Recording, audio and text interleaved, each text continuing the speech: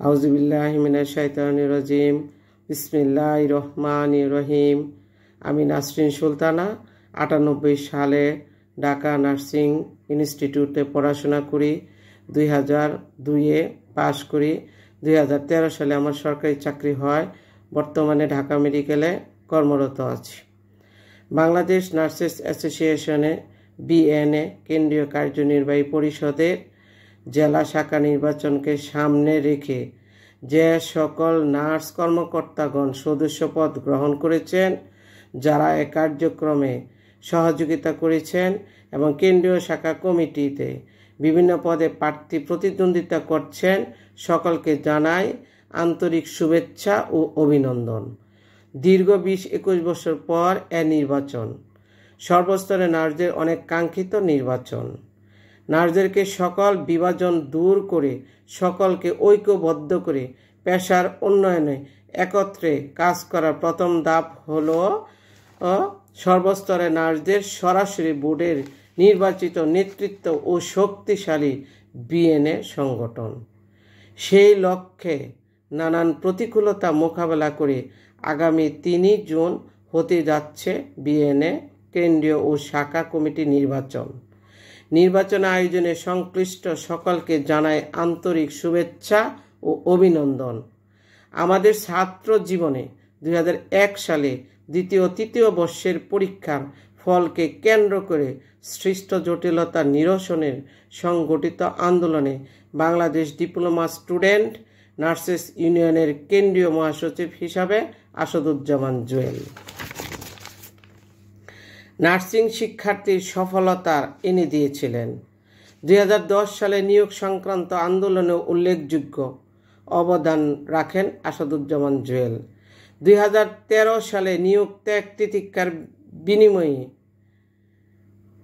বয়স 36 প্রমোশন করে নিয়োগ বাস্তবায়ন করা এক অনন্য সাফল্য অর্জন করেন।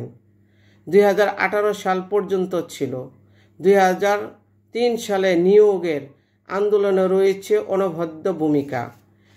তারই লক্ষ্যে গ্রহণযোগ্যতা তৈরি করতে ঢামে কহা এবং সর্বপ্রথম বিএনএ নির্বাচন আয়োজন করা হয় এবং সর্বোচ্চ ভোট পেয়ে সাধারণ সম্পাদকে নির্বাচিত হন। দেশের বৃহৎ মেডিকেলের কলেজ হাসপাতালগুলোতে নির্বাচনের মধ্যে শাখা বিএনএ গঠন করা হয়। বারবার বাধাগ্রস্ত হলো সর্বশেষ বিএনএর আয়োজনে মোহাম্মদ আসাদুজ্জামান জুয়েল রয়েছে এক অনবদ্য অবদান। 2018-19 সালে কারিগরি বোর্ডে নার্সিং শাখা পিসিটির দোসরগুলো বন্ধ করতে আন্দোলন কার্যক্রম রয়েছে অনবদ্য অবদান।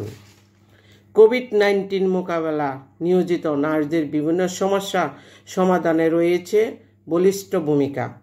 দেশের বিভিন্ন প্রান্তে নার্সদের যে কোনো সমস্যা সবচেয়ে সোচ্চার ব্যক্তিটি ছিলেন আসাদুজ্জামান জুয়েল। নার্সদের ইউনিফর্ম বিষয়ে নার্সদের মতামত ঊর্ধ্বতন কর্তৃপক্ষের কাছে তুলে ধরে দোসরদের চক্রান্তে শিকার হন আসাদুজ্জামান জুয়েল। নার্সদের নিজস্ব কোনো কার্যালয় না থাকায় 71 বছর পর নিজস্ব অর্থায়নে ডিএমসিএইচে বিএনএর কার্যালয় প্রতিষ্ঠা করেন আসাদুজ্জামান জুয়েল।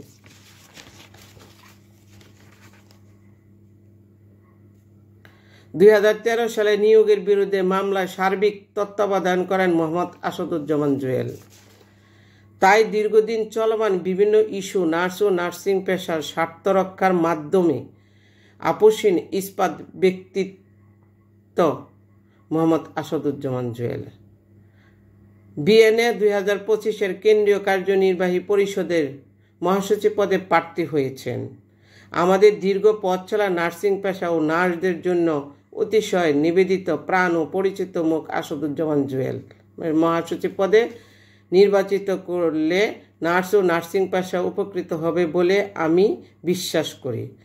তাই এই সকল বিএনএ সদস্য সর্বস্তরের নার্সদের মোহাম্মদ আসাদুজ্জামান জুয়েলকে মূল্যবান ভোট দিয়ে জয়যুক্ত করে বিদ্যমান সমস্যাগুলো সমাধান করে নার্সিং পেশার উন্নয়নের সুযোগ দেওয়ার জন্য আহ্বান করছি। আমার অনুরোধ, 3 জুন সারাদিন মোহাম্মদ আসাদুজ্জামান জুয়েলকে ভোট দিন, নার্সদের উন্নয়নে অংশ নিন। সবাইকে ধন্যবাদ। আসসালামু আলাইকুম।